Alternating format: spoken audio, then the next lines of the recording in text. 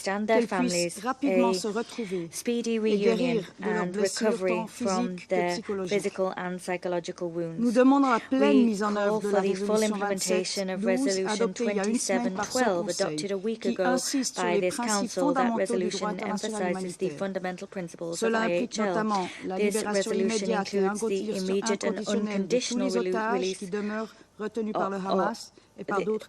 unconditional release of all hostages who are still being held by Hamas and other groups in appalling condition in Gaza, as well as the observance of pauses to allow the rapid, safe and unhindered delivery of humanitarian aid to civilians through all possible crossing points. Allow me also to thank the executive directors of UN Women, UNICEF and the UNFPA, Sima Bahous, Cathy Russell and Natalia Kanem, for their poignant testimonies. We will not forget them anytime soon. soon. We also thank the head of UNICEF for the visit to Gaza last week. I wish to thank all those involved, particularly the World Health Organization, for the rescue last weekend of 31 newborn babies from the Al-Shifa hospital. Switzerland remains gravely concerned by the high number of civilian victims in Israel and throughout the OPT since the acts of terror perpetrated by Hamas on the 7th of October. We strongly condemn those acts. We've heard this morning. 2/3 of the victims are women and children. The director of UN Women said to us, 2 women, 2 mothers every hour are killed. That's unacceptable. Given their vulnerability and specific needs, the protection of children is particularly pivotal. At the same time as it recognizes Israel's right to guarantee its defense and security, Switzerland has ceaselessly called upon all parties to protect civilians and to respect international humanitarian law, in particular the principles of distinction, proportionality, and precaution. My country also remains deeply concerned by the catastrophic humanitarian situation and its impact on all civilians. In Gaza, the health situation is deteriorating rapidly, particularly for the 1.7 million displaced people. Once again, many of those people are children. Switzerland has allocated $100 million of emergency aid to the region. We recall that all civilians, the wounded, the sick, humanitarian and medical personnel and civilian infrastructure, including UNRWA schools, are protected by international humanitarian law. All civilians must have access to services essential to their survival, such as drinking water, food and electricity. The impact of the conflict on women and girls, moreover, deserves our full attention. As we've just heard from the directors of UN Women and the UNFPA, access to medical care is vital, particularly for pregnant women. Moreover, we must at all costs avoid an even more serious escalation or even a regionalization of the conflict. We see worrying signs of that both in the West Bank and in Lebanon.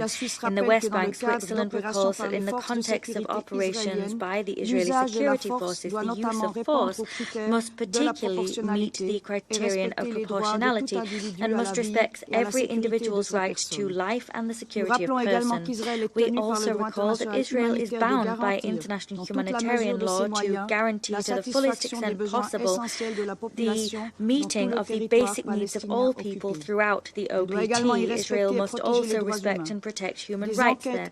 Independent inquiries must be conducted into all violations of international law in Israel and throughout the OPT so that perpetrators can be brought to justice. Mr. President, this Council must unite around the bedrock of the two-state solution. That is the only solution able to guarantee peace and stability in the region. We also heard the appeal to bring on board the voices and contributions of Palestinian and Israeli women as called for by the Resolution 1325. We must all contribute to rebuilding without further delay this bedrock of 2 democratic states, Israel and Palestine, that will live side by side in peace within secure and recognized borders. I thank you. I thank the representative of Switzerland. I give the floor to the representative of Japan. Thank you, Mr. President. I thank the executive directors of UN Women, UNICEF, and UNFPA for their briefings. Japan is deeply concerned with the worsening humanitarian situation in Gaza at an unprecedented level. There are no words to explain this horror. Most of the people in Gaza have now been displaced, desperately searching for food, water, medicine, and shelter. Today, we just heard the dire and inhumane conditions confronting women and children in Gaza who are forced to live in such vulnerable situations. Premature babies are dying as critical systems shut down, and women are giving birth in unimaginable conditions. As the Executive Director of UN Women just described, women and children are facing disproportionate impacts of the war. More than 3,000 women have been reportedly killed in Gaza. An estimated 575,000 women and adolescent girls of reproductive age are also facing critical gaps in their access to health services including sexual and reproductive health services. This has resulted in births without adequate care and premature infant deaths. In this context, Japan would also like to reaffirm the importance of ensuring the protection of medical and humanitarian personnel exclusively engaged in medical duties in accordance with the relevant Security Council resolutions, including Resolution 2286. The children in Gaza too are facing extremely challenging conditions. As the Secretary General put it last week, Gaza is becoming a graveyard for children. More than 4,500 children have been reportedly killed and over 6,800 children reportedly injured to date, with over 400 children being killed or injured every single day. Many children are believed to be trapped beneath the rubble of collapsed buildings. Mr. President, it's profoundly distressing to learn that women and children account for nearly 70% of the death toll in Gaza. No other place on earth is as horrifying as Gaza right now. All parties to the conflict must remember the grave impacts of armed conflict that those women, children, and their families must endure for many years to come. The protection of women and children must be prioritized, and they must be provided with essential humanitarian assistance such as food, water, and medicine continuously. In this regard, full, rapid, safe, and unhindered humanitarian access must be ensured in line with international humanitarian law and the newly adopted Security Council Resolution 2712. Japan welcomes this resolution and calls for all parties to act faithfully based on it. Mr. President, many women and children are among the victims and the hostages subject to the acts of the terror committed by Hamas in Israel. Japan demands the immediate and unconditional release of all remaining hostages. We once again express unequivocal condemnation of the horrifying terror attacks committed by Hamas and other Palestinian militants. At the same time, we call for all parties to act in accordance with international law, including international humanitarian law. Mr. President, in this regard, Japan welcomes the recently announced deal for the release of hostages and a pause in fighting for 4 days as an important move towards the release of further hostages and the improvement of the humanitarian situation, and commends the efforts undertaken by the countries concerned. We expect the deal to be implemented in a steady and timely manner. Mr. President, lastly, I would like to emphasize that no military action can resolve this conflict.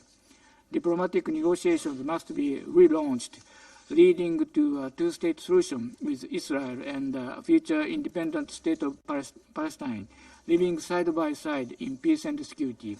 Also, the concept of WPS has shown that we can move closer to sustaining peace by having women actively participate as leaders in conflict resolution, reconstruction, and peace building, while protecting and helping women and girls. WPS perspective must be ensured when working to improve the humanitarian situation in Gaza Strip and to calm down the situation as soon as possible, as well as in the subsequent recovery and reconstruction. Japan will work tirelessly to this end. I thank you, Mr. President. I thank Japan. I now give the floor to the United Kingdom. Thank you, President. I thank Executive Directors Bahous, Russell, and Kanem for briefing us today. The humanitarian crisis unfolding in Gaza is acute. The loss that innocent civilians are suffering is incomprehensible. Too many, including women and children, are losing their lives. Our collective priority must be to alleviate this suffering. It is crucial that all sides uphold international humanitarian law and take all possible measures to protect innocent civilians, including at hospitals and schools. We welcome the announcement of the agreement reached today for a coordinated release of hostages and pause in the fighting.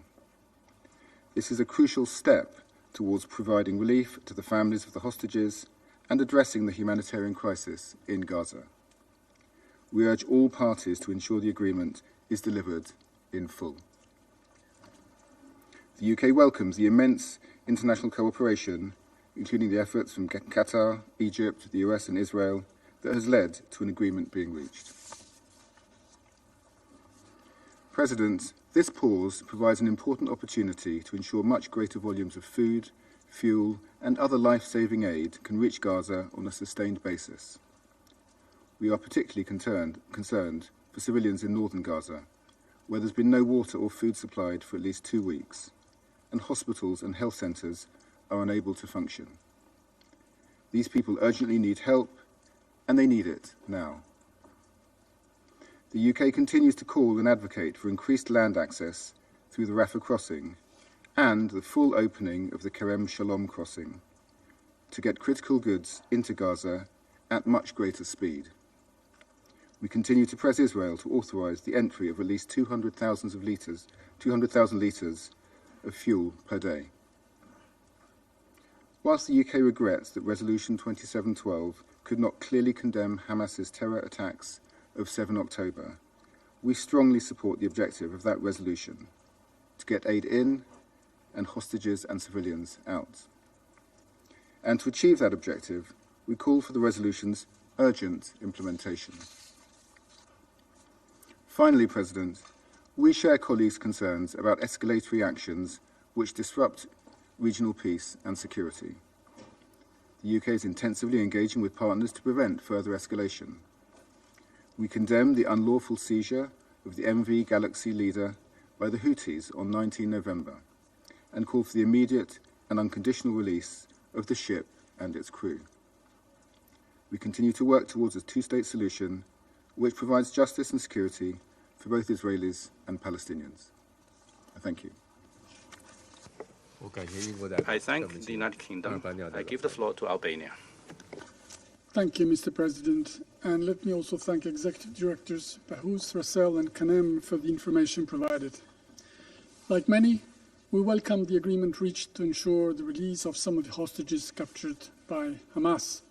Women and children illegally held in captivity for more than 7 weeks will be finally reunited with their loved ones. We commend the efforts of those involved, in particular the United States, Qatar and Egypt, and we encourage them to continue and reiterate our call for the release of all innocent civilians. The 4-day pause and the partial release of hostages goes in the same direction as Resolution 2712, adopted recently by the Security Council, which should be fully implemented. This momentum should be fully used to contribute to ensure delivery of critical and vital humanitarian aid for all civilians in Gaza. Humanity always prevails for things to get better. We acknowledge the extremely difficult circumstances the UN agencies and their international partners continue to face while operating on the ground. We pay tribute to their extraordinary efforts to help those in need. The pause will bring the much-needed relief to facilitate their work, guarantee their safety, and ensure immediate, unrestricted humanitarian access for all civilians in need to save lives and prevent further suffering. Saving lives is the UN's core mandate. It is the calling of those who serve it. This makes even more incomprehensible and unprecedented the unjustified losses the UN family has endured, with more than 100 of their staff killed in the line of duty. Mr. President, in the face of the abhorrent massacre by Hamas of Israeli citizens, a carnage that evokes some of the darkest memories, we understand efforts to root out Hamas in an act of self-defense and make sure that such attacks never happen again. In the news world, the latest bad news quickly overshadows previous ones. But Hamas' horrific crimes cannot be forgotten or relativized and should not go unpunished. At the same time, we acknowledge that fighting in such densely populated area is very challenging because Hamas' military capabilities and its war infrastructure are deeply embedded within Gaza. Its fighters intentionally hide among civilians, exposing them deliberately to high and heightened risks. Wars, even the most carefully planned ones, are always a tragic event, as many things may and do go wrong. We are dismayed by the extreme disproportional impact the Israeli response on Hamas is having on civilians' lives in Gaza. The death toll on civilians is utterly disturbing, and the rules of protection of civilians in conflict are being challenged constantly. The bombardments, The huge number of displaced people, the collapse of water and electricity systems, the lack of fuel, and the limited access to food and medical supplies are, as we heard from the briefers, severely impacting maternal, newborn, and child health care in an already dire humanitarian situation. We have said it many times. Wars have laws and they must be respected. Anywhere, hospitals and schools enjoy protection under international humanitarian law, and this should not be different in Gaza. While it responds to terror, Israel must fully abide by the international humanitarian law in line with the principles of distinction, proportionality, and precaution. Let's not forget that any military strategy that ignores the human cost could ultimately end up having adverse effects, which in long term risk to play into the hands of extremists and undermine long-term efforts to achieve peace and stability in the wider region. Colleagues, as we are all aware, the Israel-Hamas war has spilled on the world stage. Sharp political and social polarization has deepened far from the conflict zone. In such troubled times, people do little effort to understand. They rush to take sides, and many times this unleashes the worst. We see with worry an alarming rise of acts of anti-Semitism, dehumanizing language, multiple acts of hate, anti-Muslim, anti-Arab, or anti-Palestinian sentiments. They are becoming commonalities to unite multiple different and competing bigot groups, which can quickly metastasize into blind violence. The longer the war endures, the greater the dangers to see they further expand and exacerbate. Mr. President and colleagues, today the prospects for peace and long-lasting solution may seem well more distant than ever. We must resist this idea and feeling and should think and work for the day after the current conflict. Israel's right to exist and its security on one hand, and a viable pathway for Palestinians to have their own state and freedom on the other, are not mutually exclusive. To the contrary, they form the tandem, the foundations for a future in security, dignity, and prosperity for all. As Prime Minister Rama said it yesterday, Palestinians in Gaza cannot be left with the impossible choice, either Hamas or Israel. We all have the duty to do more and better and work for a Gaza free of Hamas, but also without Israeli troops, and able to reorganize its life and future in peace and in freedom. And I thank you. I thank Albania for their statement. I give the floor to Brazil. Thank you, Mr. President.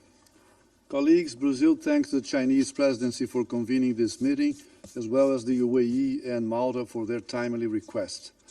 We also thank UN Executive Directors Bahous, Roussel, and Kanen for their detailed updates on the dire reality faced by hundreds of thousands of civilians in Gaza, particularly women and children. We highlight that more than an appalling 5,000 children have been killed in Gaza as a result of Israeli attacks. We gather here under the shadow of a humanitarian crisis of staggering proportions. Since the terrorist attacks of Hamas on October the 7th and the subsequent military escalation, Gaza has been in the epicenter of an appalling humanitarian tragedy. The toll is heart-wrenching. Over 14,000 lives lost, countless injured and missing, and critical infrastructure that has been destroyed. Essential supplies such as food, water, and medical items are scarce. The collapse of power and communication networks has plunged the region into darkness and isolation.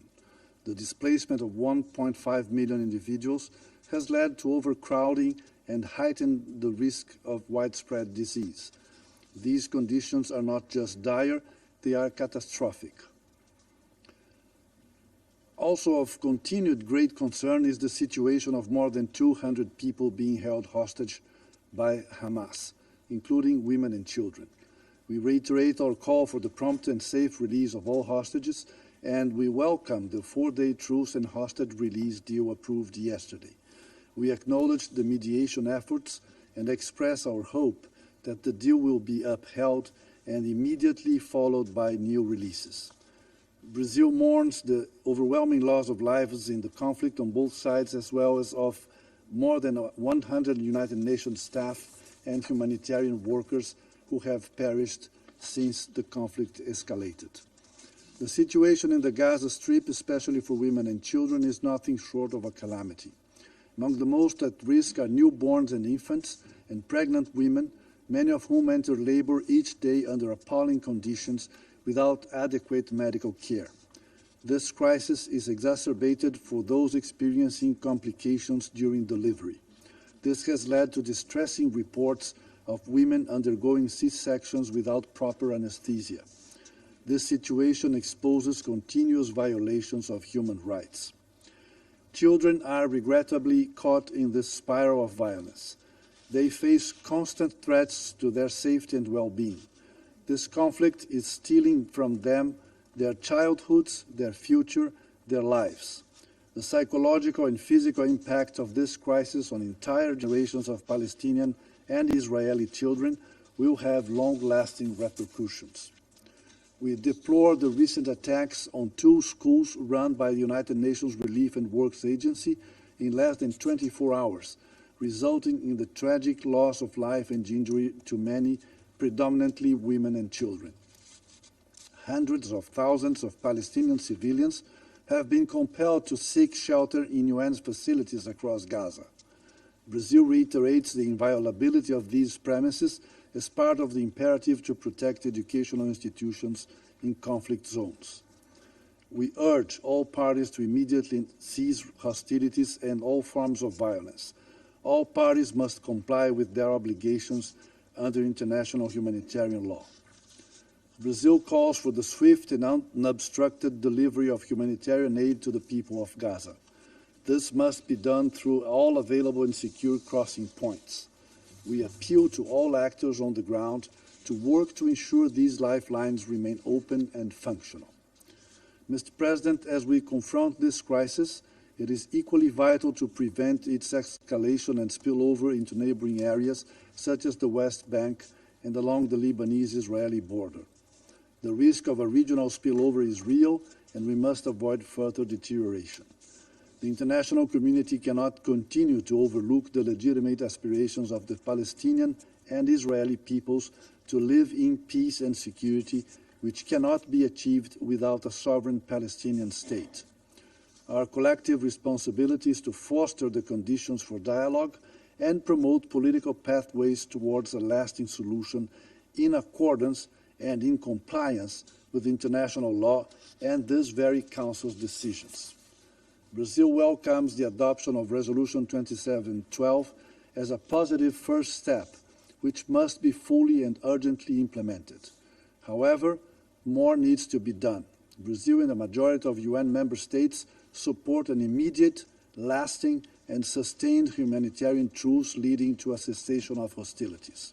Finally, we reiterate our unwavering support for a two-state solution, the establishment of a viable Palestinian state coexisting in peace alongside Israel within secure, mutually accepted, and internationally recognized borders is fundamental for the security and prosperity of Israelis and Palestinians alike. Thank you. I thank the representative of Brazil. I give the floor to Mozambique. Thank you, Mr. President. Mr. President, I wish to thank China's presidency for convening this important meeting. I also thank the United Arab Emirates and Malta for bringing this issue to the agenda of this Council. We extend our appreciation to the briefers, Ms. Sima Bahous, the UN Women Executive Director, Ms. Catherine Russell, UNICEF Executive Director, and Ms. Natalia Kanem, UNFPA Executive Director, for their comprehensive insights on the situation on the ground, particularly on the challenges faced by women and children in Gaza. Mr. President, the humanitarian situation of the Palestine refugees in the Gaza Strip has been dire for a long time, and the current escalation of hostilities only exacerbates it. In fact, since the 7th of October 2023, women, girls, and children in Gaza have endured attacks, displacement, and social and economic disruptions. Humanitarian agencies have repeatedly warned of an unprecedented humanitarian crisis unfolding in Gaza amid Israel's total siege. Air raids and bombardments have damaged several facilities, including hospitals, limiting access to care, particularly for pregnant women and children. Today, the Council meets immediately after the adoption of the first resolution on the situation in Gaza Strip since October 7. It is our sincere hope that this meeting will be an opportunity for us to reflect and agree on the best practical path and solution towards alleviating the catastrophic humanitarian situation in Gaza Strip. It is our responsibility to maximize efforts, energy, and time towards implementing a coordinated response to save the lives of children, women, and other civilians in dire situation. In this regard, Mozambique expresses its sincere appreciation for the latest news about the announced agreement between the government of Israel and Hamas for the release of hostages with priority to children and women. In fact, we will recall the last resolution 2712 adopted by the Security Council on the 15th November 2023, which called for the urgent and extended humanitarian pause and corridors throughout the Gaza Strip to enable unhindered humanitarian access for UN humanitarian agencies and all other impartial humanitarian organizations to facilitate the provision of life, saving goods and services essential for the well-being and survival of innocent civilians, especially children. It is our hope that this positive signal could pave the way for a de-escalation of the conflict, leading for a humanitarian ceasefire to allow for the entry of humanitarian assistance, including food, water, fuel, and health supplies for women, girls, and children in the Gaza Strip. There should an unanimous call by this chamber and therefore should not be a conditional action. We also are of the view that over and above the access of humanitarian assistance into Gaza, we should consider scaling up the levels of such support and assistance due to the scale of the humanitarian crisis currently on the ground. Mr. President, while acknowledging the encouraging signals, an immediate, durable, and sustained cessation of hostilities and a return to the constructive dialogue remain the best immediate option to remedy the calamitous situation in Gaza.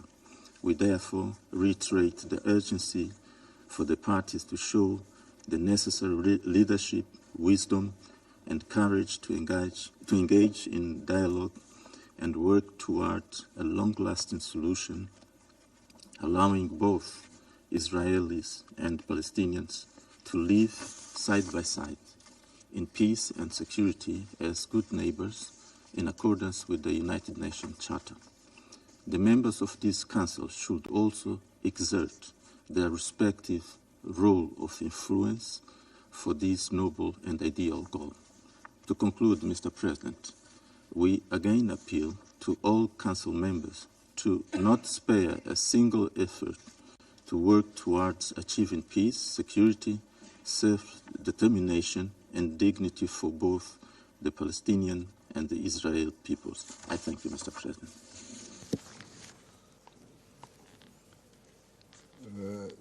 I thank the representative of Mozambique. I give the floor to Ecuador. Gracias, señor Thank presidente. you, Mr. President. Agradecemos también los We informes are also grateful recibidos for esta the mañana briefings received this morning. que nos They permiten have conocer allowed más us sobre to lo que learn ocurre en more Gaza, about what is sobre happening todo por in el Gaza, enfoque particularly through the específico specific de la lens situación de las of the mujeres y situation niños. endured by women and Las children. mujeres son Women quienes are sufren the la ones who carga suffer the desproporcionada disproportionate burden de los of conflictos. conflicts.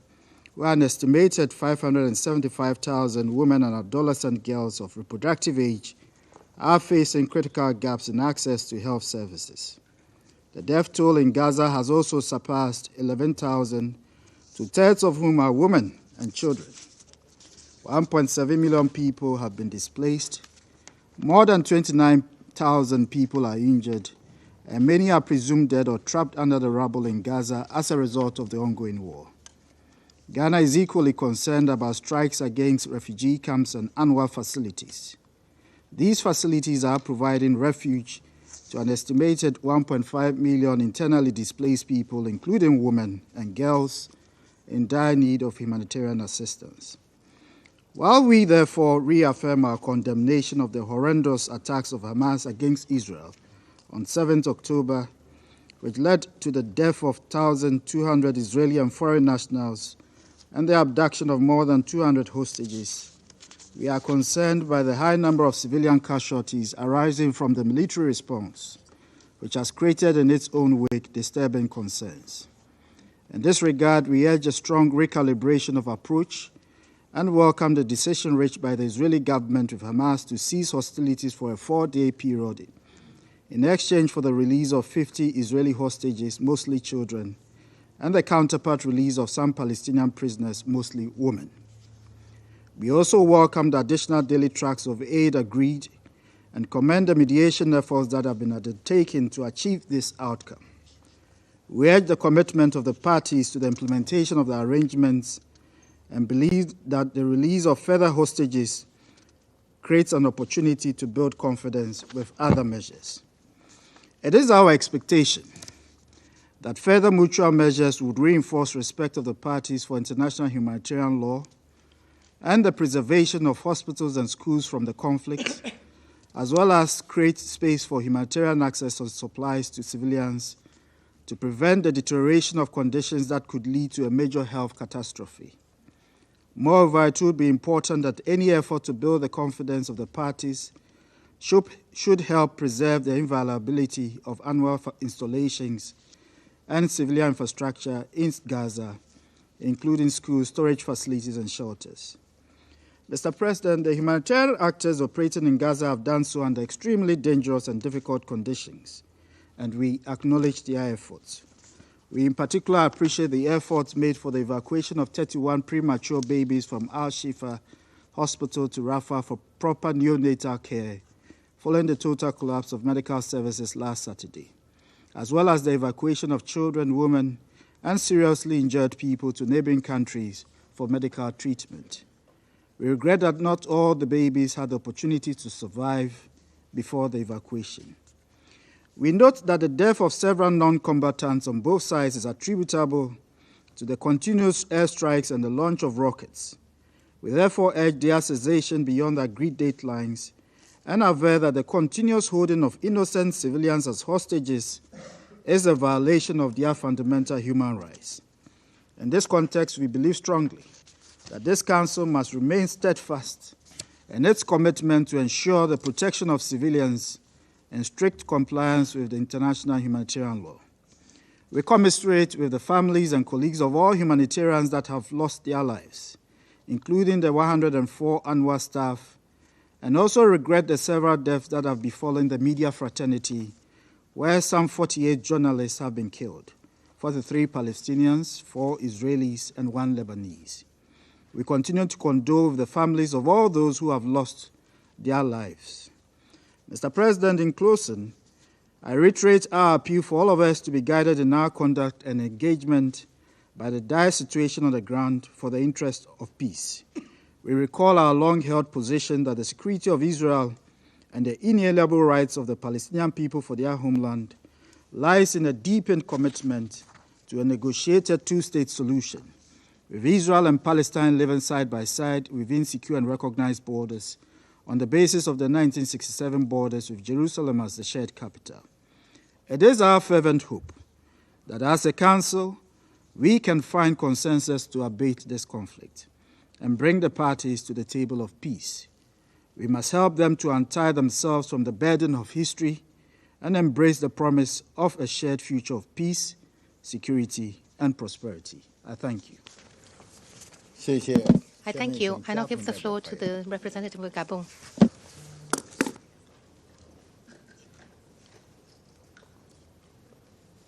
Gabon.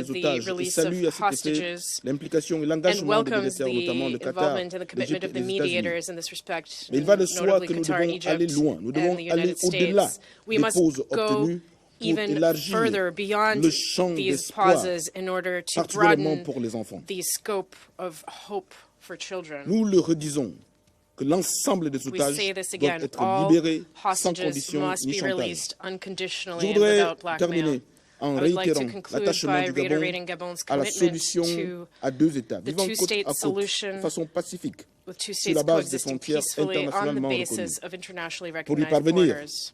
le dialogue et la négociation To achieve sont des this, canaux dialogue incontournables and avec negotiation un rôle are central pour les Nations indispensable Unies. with a Je vous central remercie. role reserved for the United Nations. I thank you.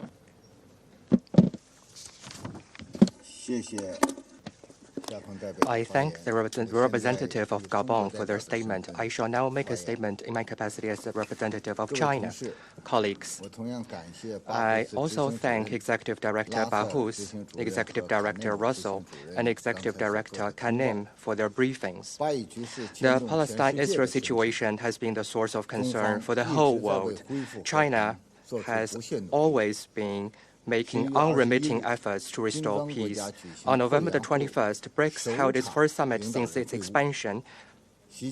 During the meeting, President Xi Jinping elaborated comprehensively China's position and proposal on ending hostilities and achieving a ceasefire, as well as realizing durable peace and security, thus speaking up for justice and for peace and pointing the way to ease the current situation and for a fundamental settlement. Leaders in the meeting jointly called for the international community to support a just solution to the question of Palestine and facilitate the realization of the two-state solution. On November 20th, the delegation of Arab Islamic foreign ministers visited Beijing and conducted in-depth exchanges and coordination with China on promoting de-escalation of the current conflict, protection of civilians, and a just solution to the question of Palestine. Chinese leaders and the visiting foreign ministers agree that the international community should take immediate and responsible actions to prevent the spillover of the crisis, resume the peace talk process, and realize lasting peace and security in the Middle East. The briefings by the three briefers that we just heard further highlight the gravity of the situation in Gaza and the urgency of saving lives. After the announcement by Israel of the evacuation order, 80% of the population in Gaza have been forced to flee their homes. The medical system in Gaza, under blockade and siege, has seen a complete collapse. Out of 24 hospitals in the north, 22 have already shut down. The Al-Shifa hospital has been called by the WHO a death zone. From UN-run schools to the Indonesian hospital in Gaza, from the Jabalia refugee camp in the north to the Han Yunis camp in the south, civilian facilities have been targeted frequently in attacks. And there's nowhere for the children in Gaza to run. In the past 46 days, over 5,000 children have been killed. All these should not continue to happen and must not be allowed to continue to happen. We must step up efforts to promote an immediate end to hostilities and realization of a ceasefire. The Council Resolution 2712 is the initial step for the promoting of a ceasefire and easing of the situation and is of a great significance. It must be implemented immediately and fully so as to achieve a lasting ceasefire and avoid a bigger humanitarian catastrophe. Israel must stop any military operations against hospitals, schools, and other civilian facilities and contain the intensifying settler violence in the West Bank. We welcome the active mediation by Qatar and Egypt, among others, to facilitate the release of part of the people held captive. We support further diplomatic efforts so that more people held captive can be released at an early date. We hope this will create political space for dialogue and negotiation and the restoration of peace. We must step up efforts to promote all efforts to protect civilians. We strongly condemn actions in Gaza that clearly violate international humanitarian law. We oppose any collective punishment of civilians in Gaza. and oppose forced displacement and forced transfer. We urge Israel to lift its blockade of Gaza as soon as possible and fully restore the supply of essential materials such as water, electricity, and fuel. We call for emergent opening of more relief channels that lead to Gaza and fully utilize crossing points, including Kerem Shalom, to ensure sufficient humanitarian materials can enter Gaza from all directions in an unimpeded and highly efficient manner.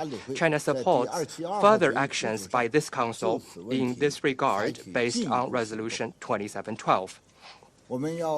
We must step up efforts to promote the revitalization of the political horizon of two-state solution. Any solution to the current situation should not deviate from the two-state solution and should be conducive to regional peace and stability. Any arrangement concerning the future and destination of Palestine must be based on the consent of the Palestinian people and accommodate the legitimate concerns of regional countries. The UN should continue to play an active role in consolidating international consensus and facilitating the peace process. The Council should be ready to take responsible and meaningful actions on the Palestine-Israel situation at any time that could stand the test of history and conscience. I resume my function as President of the Council. I now give the floor to the permanent observer of the buffer state of Palestine. Mr. President, allow me at the outset to thank you for your able leadership of the Council and to thank the UAE and Malta for calling for this meeting focused on women and children and for their efforts in elaborating the resolution adopted by this Council a few days ago. Allow me also to thank the briefers and through them the United Nations as a whole for its mobilization in the face of this grave crisis, as well as our gratitude to all the heroes on the ground who have taken every risk, even to their own lives, to provide their communities with humanitarian aid and relief, including the doctors, the humanitarian and medical personnel, and the rescue teams, and to the journalists whose lives have been in danger trying to report on this immense human tragedy and humanitarian catastrophe.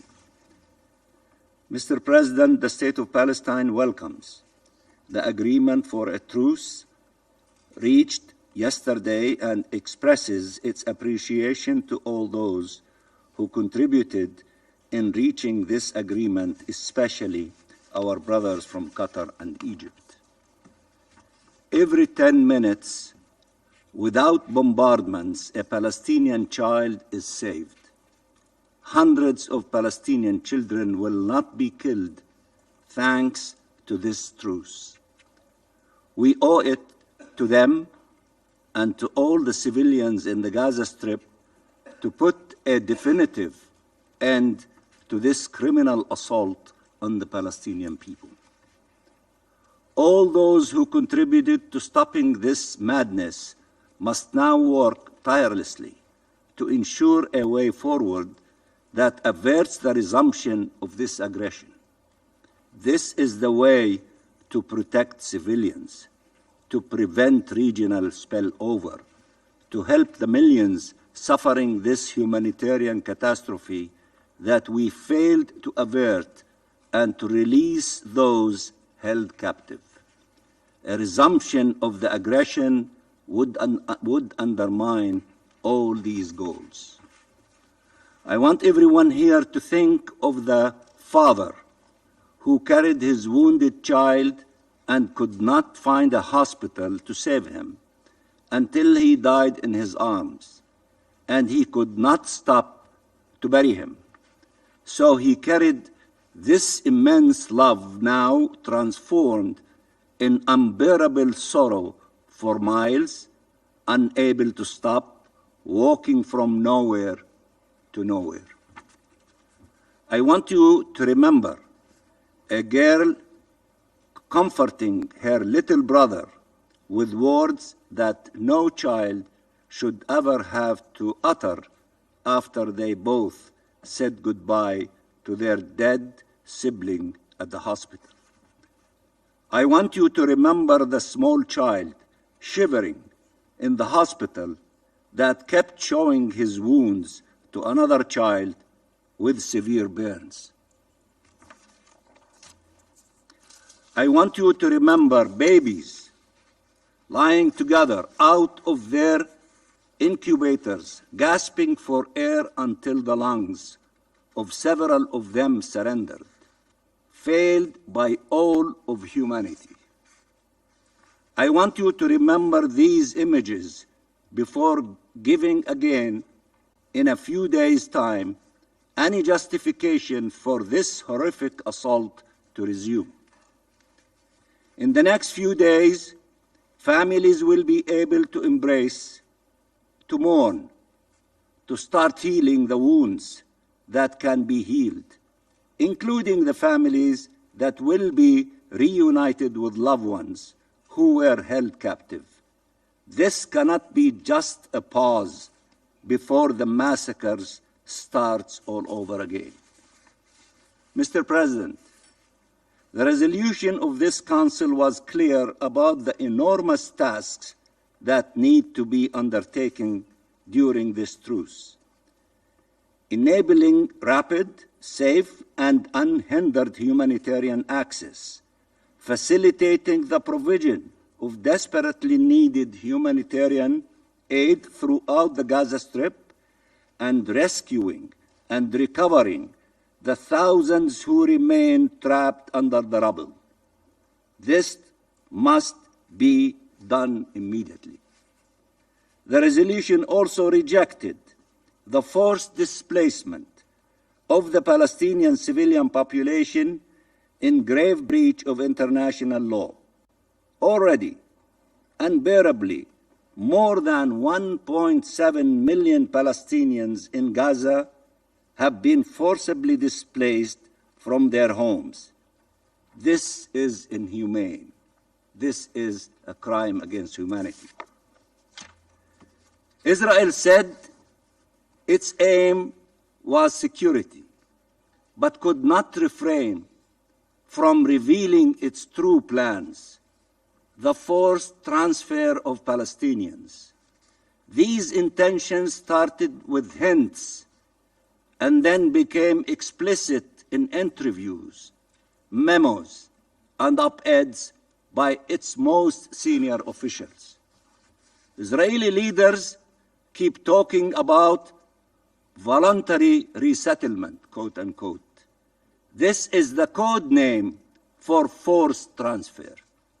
What is voluntary about bombing and besieging and killing and maiming and arresting and humiliating? You deprive 2.3 million people of the means for their own survival and then tell them they have a choice: leave this land or leave this earth. That's the choice that they're giving them. Israel is stunned that years of an unlivable life did not convince Palestinians to leave. We love our land. We love our homeland. We love the Gaza Strip. We love every part of the state of Palestine. Even when we faced with the threat of imminent death, they still want to stay on their land.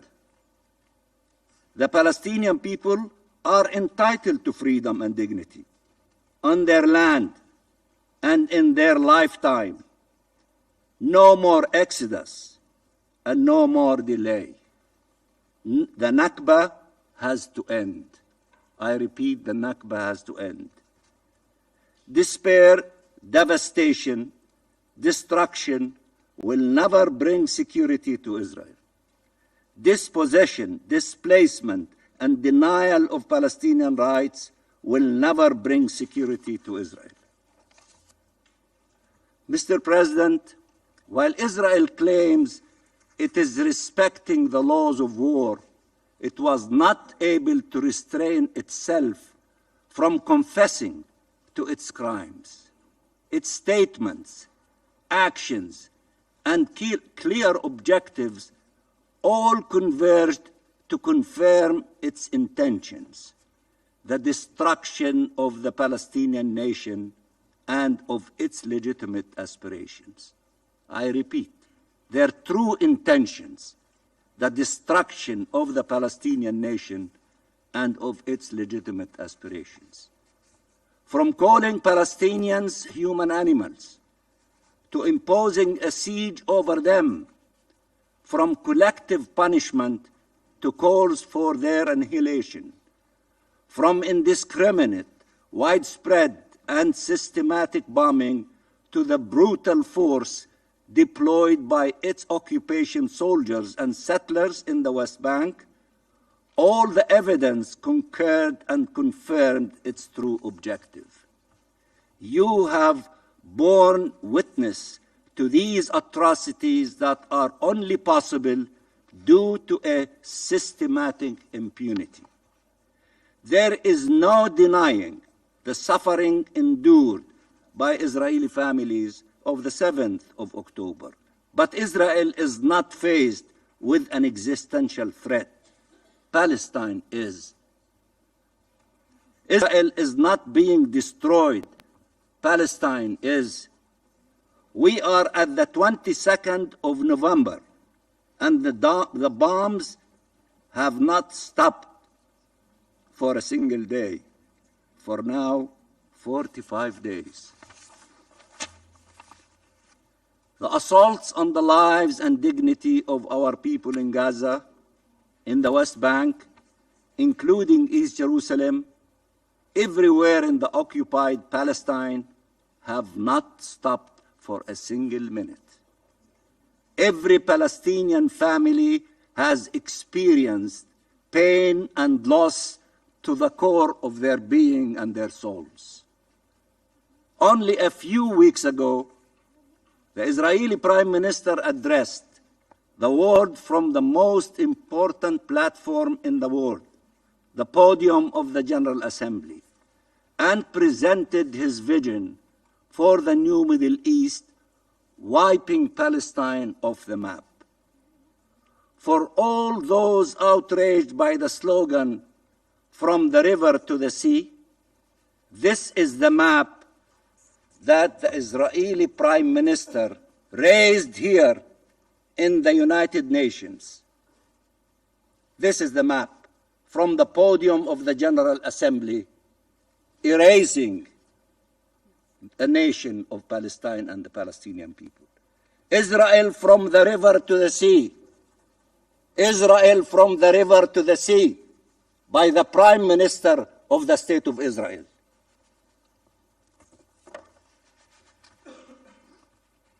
And for good measure, he added the unlawfully annexed Syrian Golan. What outrage did it spark? None. Because you all knew this was Israelis' intentions, to wipe us from the face of earth, which will never happen, never, never happen, because we existed from the beginning of history and time, and we will continue to exist as a proud Palestinian people in our own national homeland, the State of Palestine. What you see today in Gaza and the West Bank, including East Jerusalem, is the attempt to make this map a reality. Netanyahu must be stopped by all of you, led by us in the steadfastness in our national homeland, Palestine. It is time to chart a different path, one where the Palestinian people are not denied or deprived of their national rights to self-determination, to statehood, and the right of refugees to return. On where no one denies the existence, one where no one denies the existence of the other. One where two states live side by side in peace and security in line with the Security Council's and the General Assembly's resolutions. One where no Palestinians and no Israelis are killed. One where we enjoy equal measures of freedom, peace, and security. The atrocities we have witnessed these last few weeks should lead us to the only conclusion possible. There is no military solution to this conflict, only a political one. And there is no peace possible in the Middle East without resolving the question of Palestine, without the attainment of the inalienable national rights of the Palestinian people. Mr. President, there are those who argue that the killing of people who believed in peace in Israel and in Palestine in recent weeks demonstrate that they were wrong to believe peace will ever be possible. We believe it proves we should have all listened to them. Maybe we could have avoided these dark days. Dima al-Hajj, which was referred to my sister, the ambassador of the United Arab Emirates, referred to her. Dima al-Hajj was 29 years old. She was part of the WHO trauma and emergency team. She said a few months ago that she was proud of her work because it contributes to giving people hope and a new lease on life. She was killed with her husband and her 6-month-old baby boy and 50 other members of her family and community.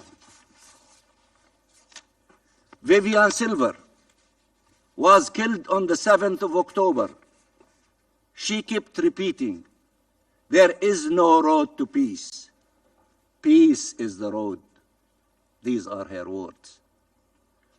We owe it to them to ensure hope prevails, that peace prevails. For that to be possible, we need to start with ending this madness and to ensure that morality prevails, legality prevails, and humanity prevails. Mr. President, we unequivocally oppose the killing of civilians and remain committed to the rule of international law. I repeat, we unequivocally oppose the killing of civilians and remain committed to the rule of international law. We have been clear. We believe in justice, not vengeance. We do not justify the killing of a single Israeli civilian while Israel was mobilizing its entire propaganda machine to justify the killing of more than 14,000 Palestinians, over 70% of whom are children and women. No one should condone atrocities based on the identity of the perpetrator. Victims are the ones who deserve your solidarity, and that includes Palestinian victims, including those under the bombs and the siege, those arbitrarily detained, and all those suffering from occupation and racial discrimination, apartheid. We have a few days to mobilize to stop the war against the Palestinian people, and we have a very narrow window to advance peace. We cannot continue being driven away from it. Mr. President, what will we tell this generation of youth that has gone through multiple wars, surviving one to endure the next, who kept clinging to life, trying to find a way towards a better future? We owe them to do better. We should not be blind to each other's wounds or traumas or history, nor dismiss them. But that respect has to be built on a common vision of the future, where all can live and let live in freedom, in dignity, and in peace and security, not where one's life is at the expense of the other. There is no coexistence with supremacy or subrogation. This is a time for courageous decisions and resolute action by all of us, guided by the imperative of upholding international law and by the urgent need to advance freedom, justice, and peace. And I thank you, Mr. President, and you have to excuse me, I have a meeting to run to, and I told you about it. Thank you, Mr. President. I thank the permanent observer of the Observer State of Palestine for his statement.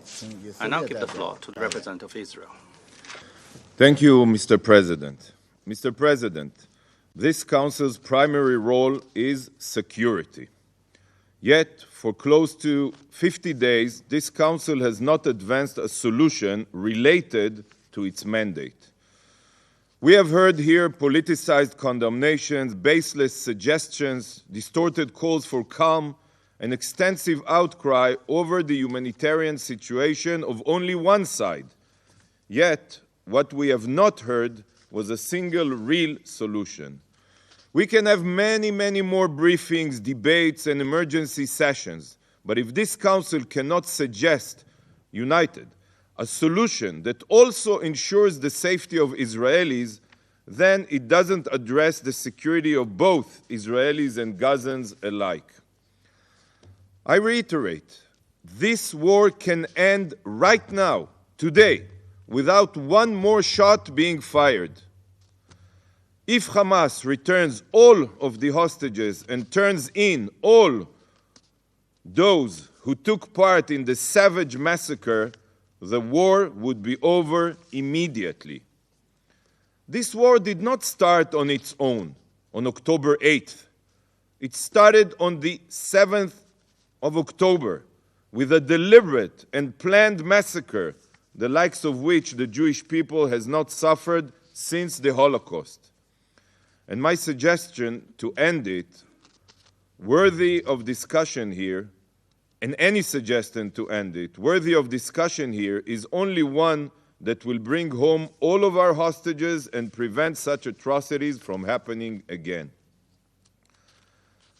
Mr. President, no country in a similar situation, no country would agree to anything less.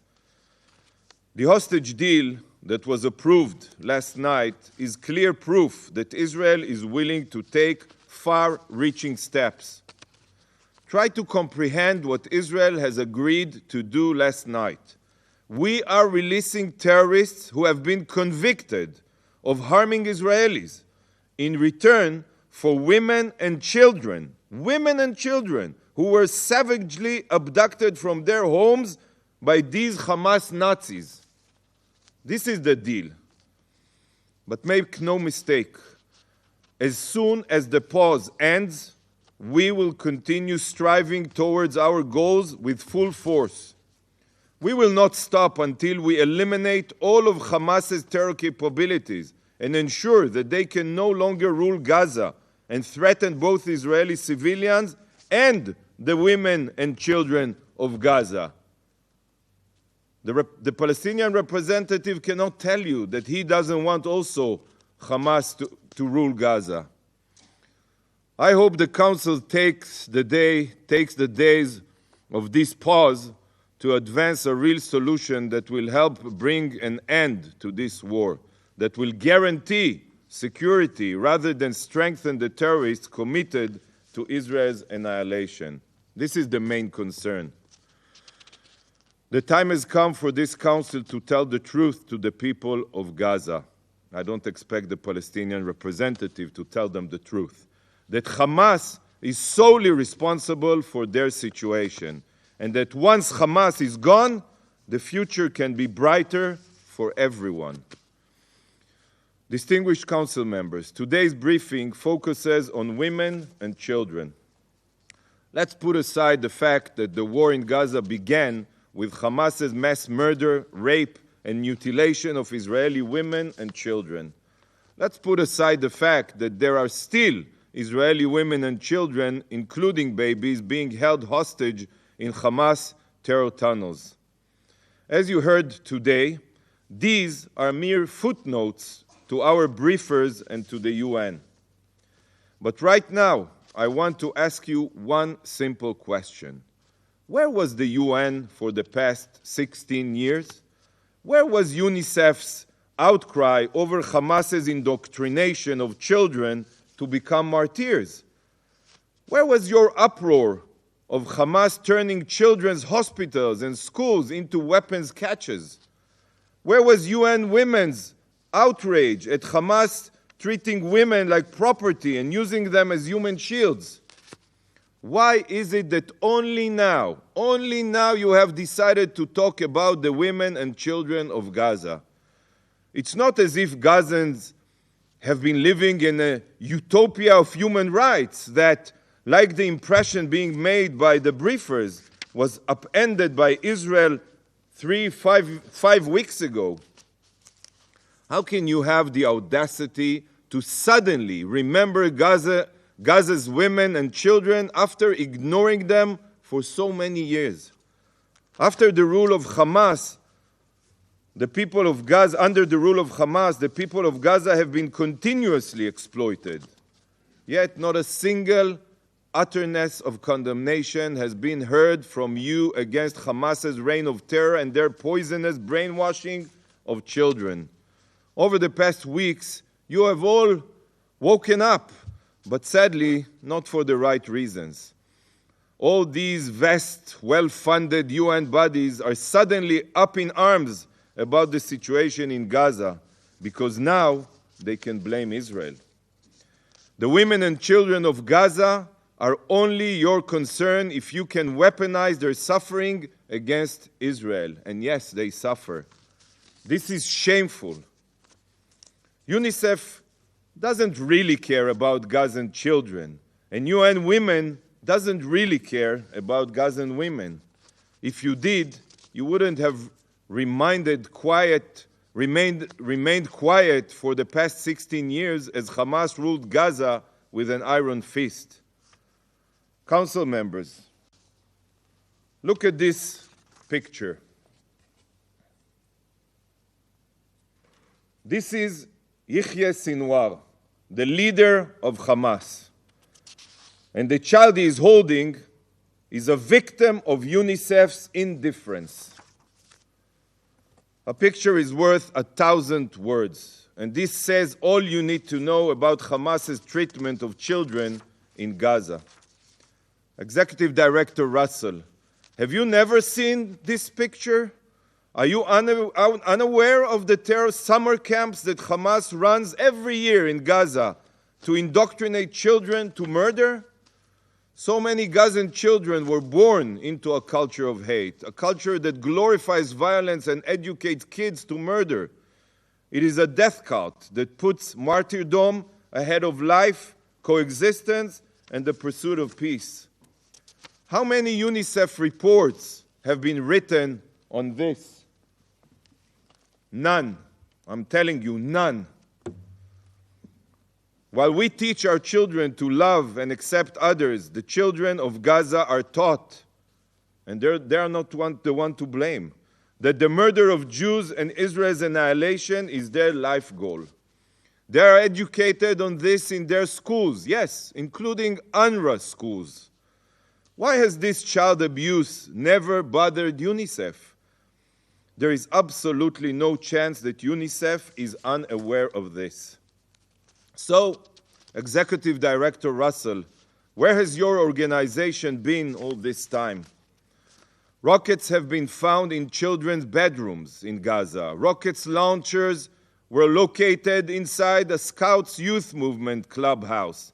Missile manufacturing facilities were found under mosques, and caches of assault rifles were found in UNRWA schools. we have not heard UNICEF's condemnations against Hamas's exploitation of Gazan children as human shields. Where is it? Hamas wrote a script for the international community, and UN bodies are playing their parts perfectly. Hamas seeks to increase the number of civilian casualties in order to coax you to pressure Israel. They want you to ignore their crimes while pressuring a law-abiding democracy. Hamas exploits Gazans, weaponizes casualties, and seeks to co-opt the UN to tie our hands and prevent us from eliminating them so that they can continue murdering and slaughtering in the future. This is their script. I just can't understand why UN bodies are so willing to follow it. And this sick phenomena of exploiting children is carried out on the street of Gaza every day. Every day. This is a photo taken a few days ago in Gaza. These savage Hamas terrorists are walking around in broad daylight, armed and in uniform, after effectively strapping children to themselves as live body armor, as human shields. This is the enemy that Israel is defending itself against. This is who you hardly have a single word of criticism against. So I ask again, where have the briefers been for all of these years? Where are their voices now? Why are Hamas's crimes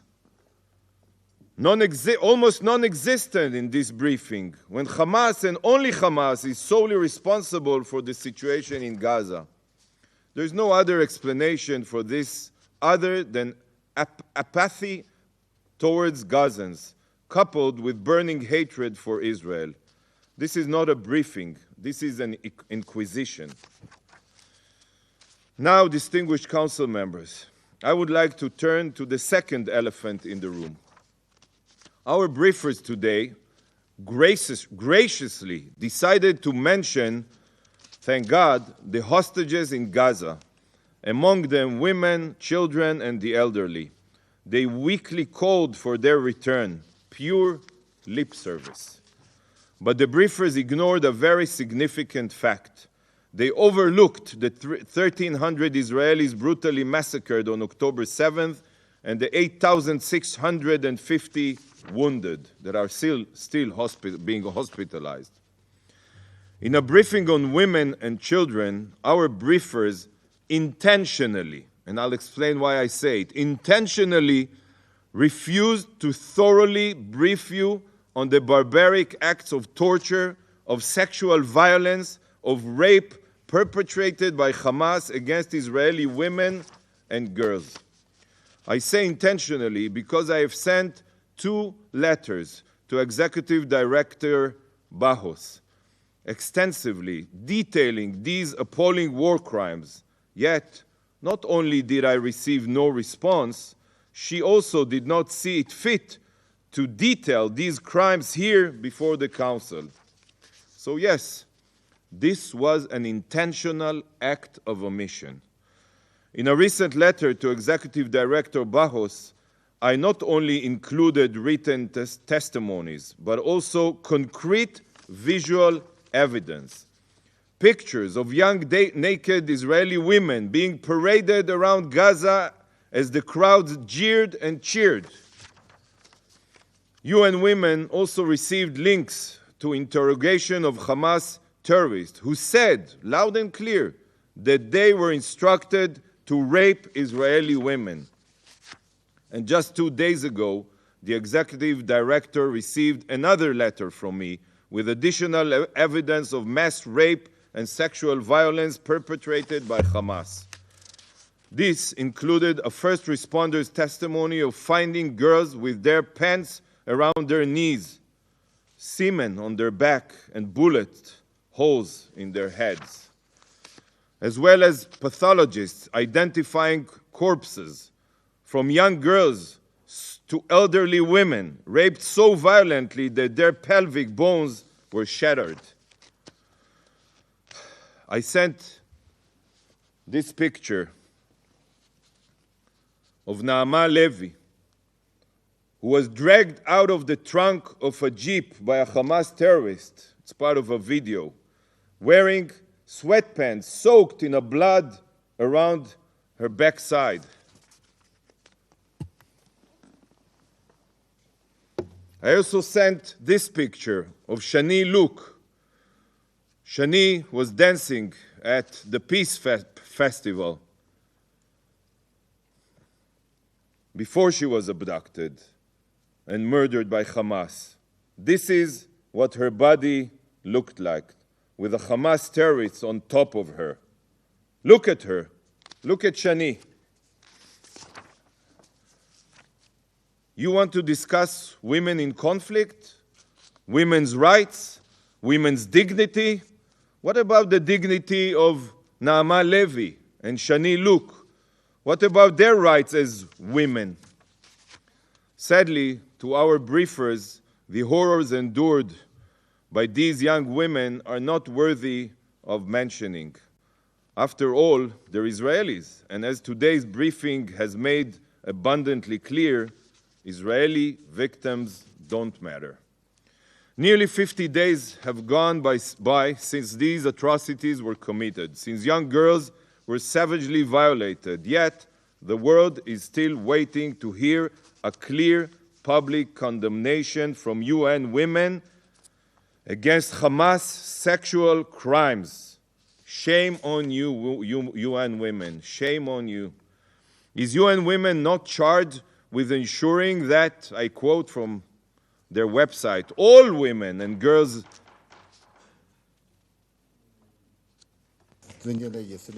Distinguished representative of Israel, I would like to kindly remind you that you could fully express your different opinions in your statement, but for the briefers invited to this meeting, please show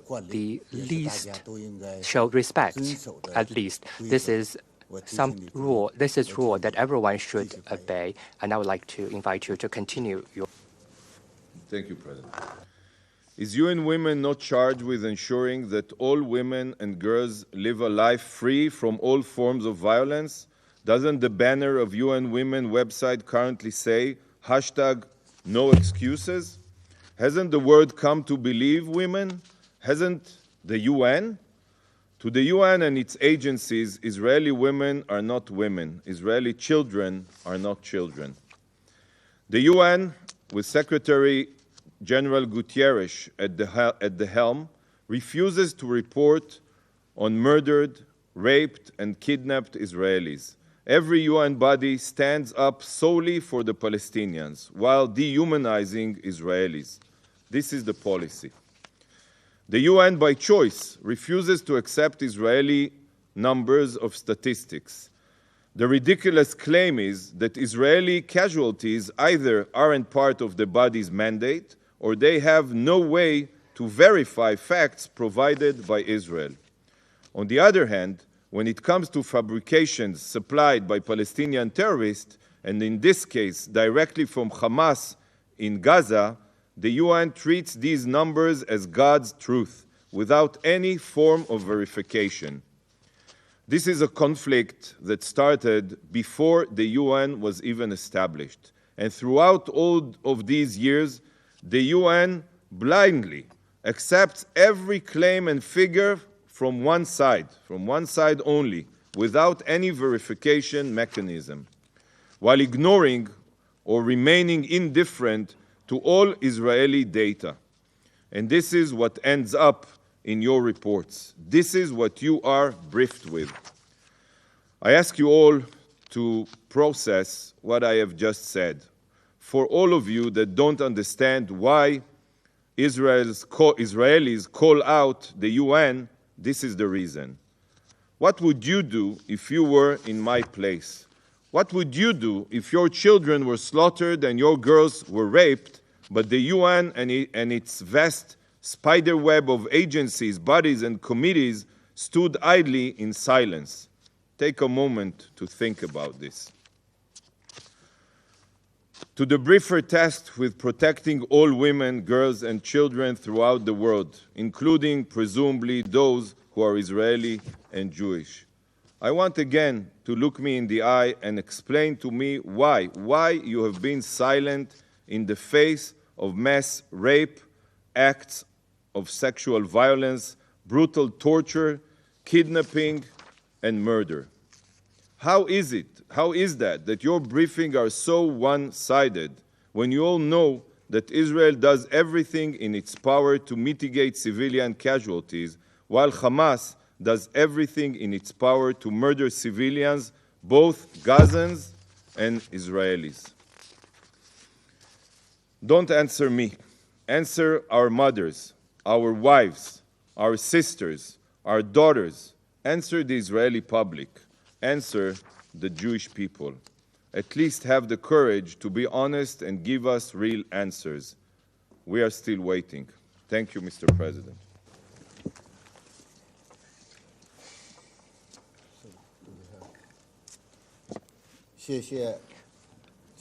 I thank you. There are no more names inscribed on the list of speakers. Before I adjourn the meeting, I would like to thank again Ms. Bahous, Executive Director of UN Women, Ms. Russell, Executive Director of UNICEF, and Ms. Kanem, Executive Director of UNFPA, for their briefings to the meeting. The meeting is adjourned.